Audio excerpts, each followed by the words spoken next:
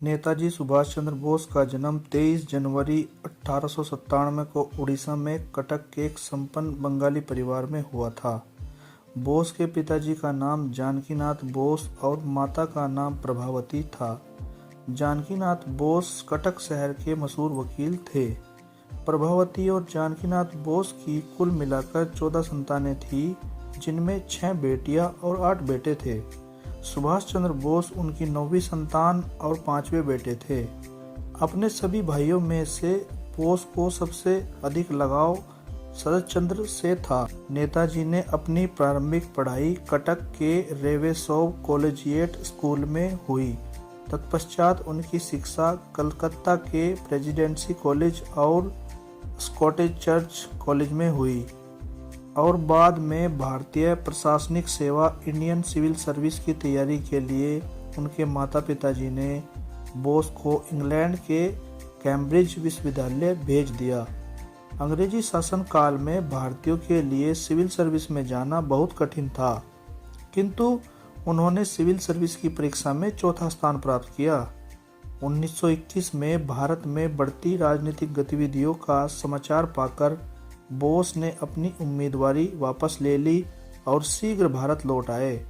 Civil service छोड़ने के बाद में भारतीय राष्ट्रीय कांग्रेस के साथ जुड़ गए। सुभाष चंद्र बोस महात्मा गांधी के अहिंसा के विचारों से सहमत नहीं थे। वास्तव में महात्मा गांधी उदार दल का नेतृत्व करते थे, वहीं सुभाष चंद्र बोस जोशीले क्रांतिकारी दल के प्रिय थे। महात्मा गांधी और सुभाष चंद्र बोस के विचार भिन्न भिन्न थे, लेकिन वे यह अच्छी तरह से जानते थे कि महात्मा गांधी जी और उनका मकसद एक है, यानी देश की आज़ादी। सबसे पहले गांधी जी को राष्ट्रपिता कहकर नेताजी ने ही संबोधित किया था। 1938 में भारतीय राष्ट्रीय कांग्रेस का अध्यक्ष निर्वाचित होने के बाद उन्होंने राष्ट्रीय योजना आयोग का गठन किया। यह नीति गांधीवादी आर्थिक विचारों के अनुकूल थी।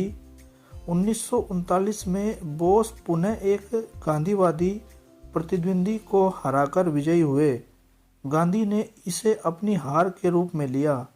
उनके अध्यक्ष चुने जाने पर गांधी जी ने कहा कि बोस की जीत मेरी हार है, और ऐसा लगने लगा कि वह कांग्रेस वर्किंग कमेटी से त्यागपत्र दे देंगे।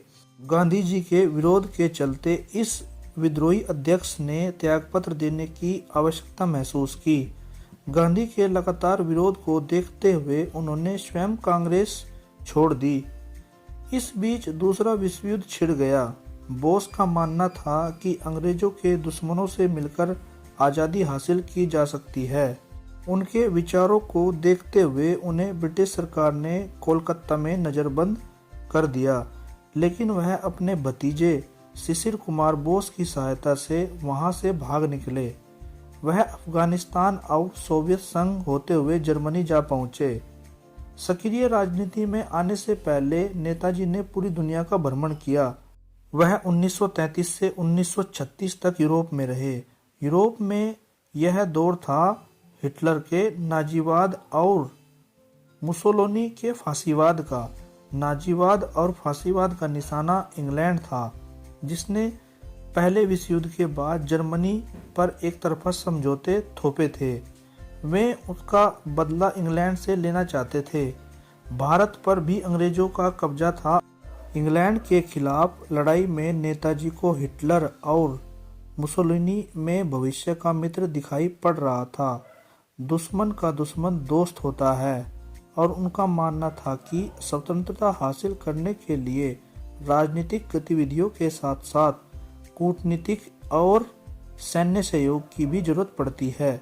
सुभाष चंद्र बोस ने 1937 में अपनी सेक्रेटरी और ऑस्ट्रियन युवती एमिली से शादी की। उन दोनों की एक अनीता नाम की एक बेटी भी हुई, जो वर्तमान में जर्मनी में सहपरिवार रहती हैं।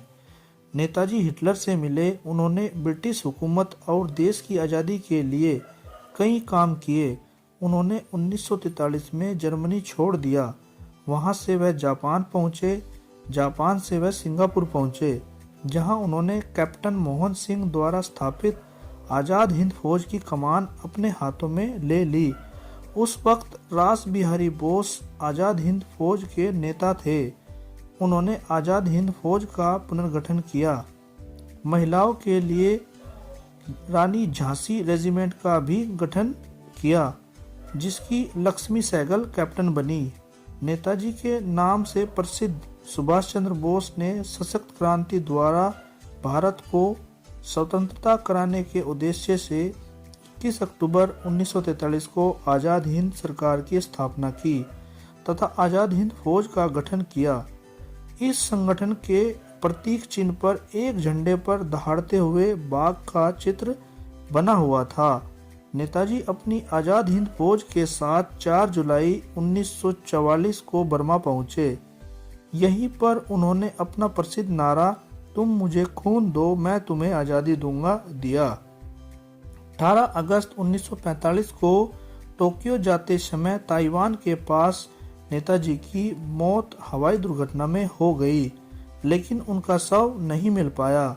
नेताजी की मौत के कारणों पर आज भी विवाद बना हुआ है।